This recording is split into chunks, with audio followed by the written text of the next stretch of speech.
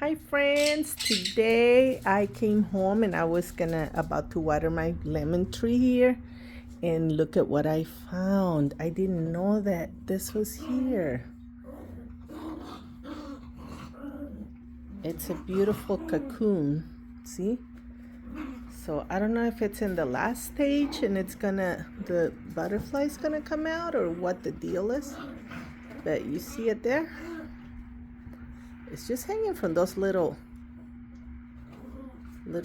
threading things in there.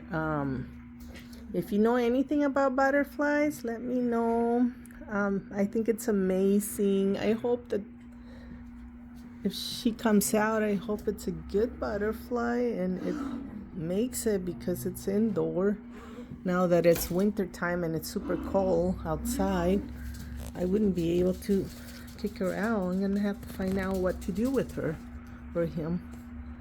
Oh, guys, this is so beautiful. But is it normal that that little thing is out of there? So it's detaching from there. Well, if you know anything, let me know. Love you guys.